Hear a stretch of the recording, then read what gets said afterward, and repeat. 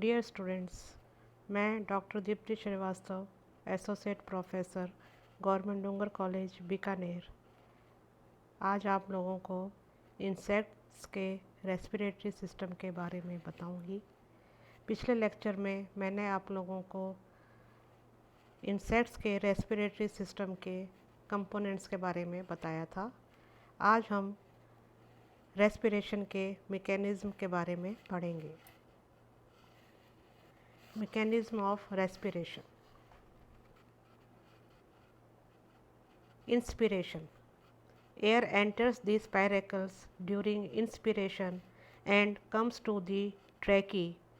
Then it comes to the tracheoles, which contain fluids.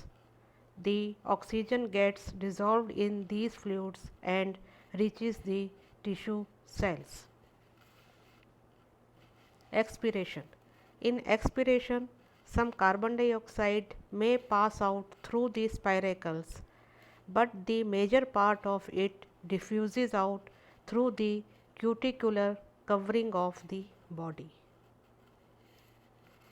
Convection. Convection is the bulk movement of a fluid driven by pressure. Differential air pressures can drive gas movement through the tracheae and spiracles at much higher rates and over longer distances than diffusion. Respiratory pigments like hemoglobin, hemocyanin are needed for transport of respiratory gases. In insects, there is no such pigment in blood because oxygen is directly delivered to cells by trachea. Mechanism of gaseous exchange. The gaseous exchange along tracheal system can be divided into two parts. First, transport along trachea, and second, transport against tracheoles. The mechanism of gaseous exchange was given by Weiss, Wirth, 1964.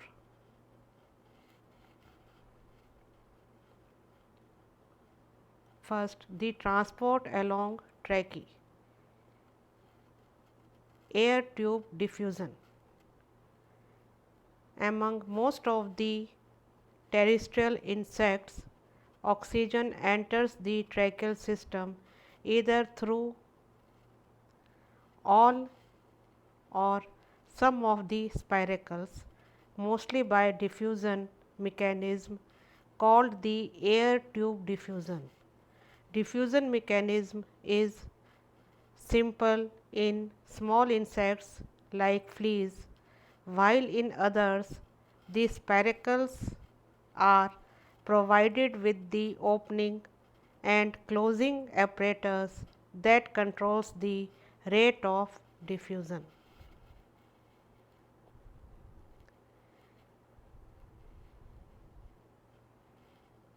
Here we can see the diagrammatic representation of mechanism of gaseous exchange.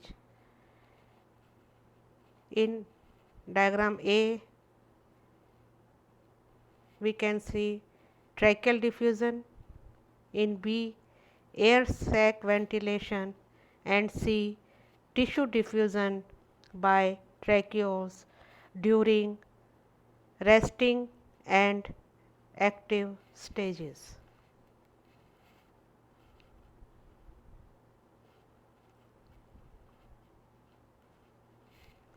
The diffusion control lies under the control of segmental respiratory or sympathetic nerves which innervate the spiracles. Second, oxygen carbon dioxide tension in the blood and carbon dioxide content of air that is taken in. The spiracles remain open when the carbon dioxide tension is raised. The ventilation as a major supplementary mechanism occurs in higher insects which initiates sufficient uptake of oxygen into the trachea and circulates it through the tracheal system to various parts of the body. In higher insects, ventilation continuously forces the gas to flow in antero-posterior direction through the longitudinal trunks by pumping action of the abdomen. The pumping action is driven from the elasticity of body wall and muscular activity of abdominal region, causing a dorsoventral flattening, which is initiating a telescopic action or peristaltic compressed action as found in tipula. Alternate movements of compression and expansion pump the air and out of each pump the air out from and into the tracheal system through the spiracles, and air may flow in and out of each spiracle, and such movement of air is called a tidal flow. Respiratory cycle. The pumping action of abdomen acts mechanically on the spiracular valves and on the volume of tracheae. As a result, the air flow through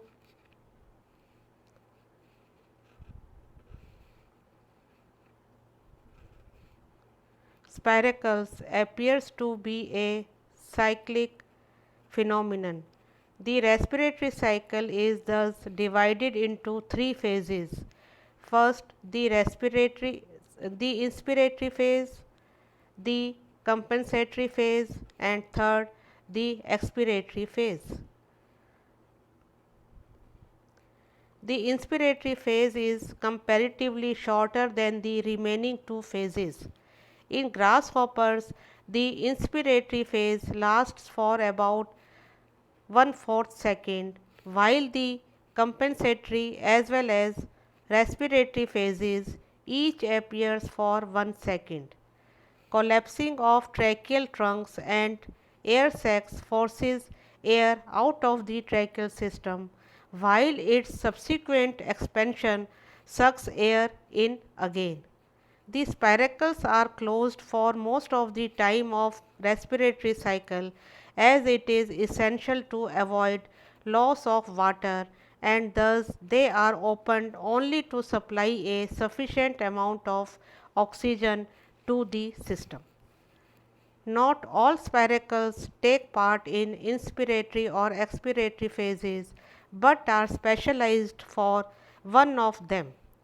In the locust Schistocerca, spiracles 1, 2 and 4 carry inspiration and spiracles 10 conduct expiration in normal condition, but spiracles 5 to 10 serve during more active expiration. Inspiratory spiracles open for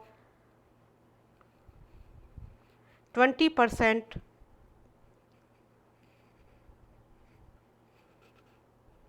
of the cycle, while expiratory spiracles open for 5 to 10% of the cycle. The compensatory phase therefore lasts for 70 to 75% of the cycle. In honeybee, Apis spiracle 1 and all abdominal spiracles conduct inspiration, while the spiracle 2 carries expiration. Ventilation. In fast flying insects, abdominal ventilation is supplemented by the pterothoracic ventilation, and the third abdominal ganglion acts as a pacemaker. Abdominal ventilation supplies in Schistocerca about 150 liter air per kilogram per hour, while the pterothoracic ventilation provides about 350 liter of air per kilogram per hour, as the oxygen demand of flight muscles increases 400 times during the active flight. Cyclic release of carbon dioxide occurs commonly in diapause pupae, where about 90% of carbon dioxide is retained in tissues. In Hylophora pupae, pause between bursts of carbon dioxide may be of 7 hours. It occurs in some diapausing larvae and pupae of Lepidoptera, Coleoptera and locust nymphs. During each condition, carbon dioxide is absorbed in the hemolymph and converted into the bicarbonate. The transport along tracheoles, tissue diffusion. Each tracheole ends blindly and the blind end of tracheole is made up of a single cell. All tracheoles are filled with a fluid at the blind end. The tracheal fluid is not an ultrafiltrate or hemolymph, but it resembles the amniotic fluid, having similar composition as that of the molting fluid. It is a watery fluid rich in protein contents but without chloride. It is replaced by active transport or absorption but not by osmosis. Wigglesworth's hypothesis: the fluid contents are absorbed by the wall of tracheoles and oxygen enters the system. Removal of fluid from endings takes place during the activity with a deficient oxygen supply. This removal is brought about primarily by physical forces produced by the products of metabolism, which are not immediately removed or oxidized at the site of activity. As the air enters the tracheal system, the fluid is absorbed into the tissues by a mechanism of active transport due to a secretory pressure. The tracheal fluid is never withdrawn from the tracheal system but varies in degree of withdrawal into the tissues with a need for oxygen. It was earlier suggested that the osmotic pressure controls the level of tracheal fluid and opposing forces maintain the balance. It is, however, discarded now as Wigglesworth 1974 proved that the capillary process in tracheoles operates against the swelling pressure of cytoplasm of the sheath. The difference in permeability between the outer and inner layers of tracheole is a very important factor in the absorption mechanism. Permeability constant of carbon dioxide in tissues is 36 times greater than that of oxygen, so that despite its higher molecular weight, carbon dioxide travels more quickly than oxygen through the tissues and it therefore brings an adequate supply of oxygen in the tissues and also surface to take the carbon dioxide away. Functions of the respiratory system. Respiratory system provides the cells and tissues with oxygen to eliminate carbon dioxide, a product of respiration. It gives some degree of buoyancy in aquatic insects as in phantom midges. Hemolymph circulation act as connective tissue and binds the organ together. Air sacs allow growth of the body. Tracheal system involves in sound production in Gomphodorrhina, that is Blatodia, by forcing air through the spiracles. Air sacs also helps as heat insulators and to maintain body temperature. Tracheoles involves in light emission in fireflies. Thanks.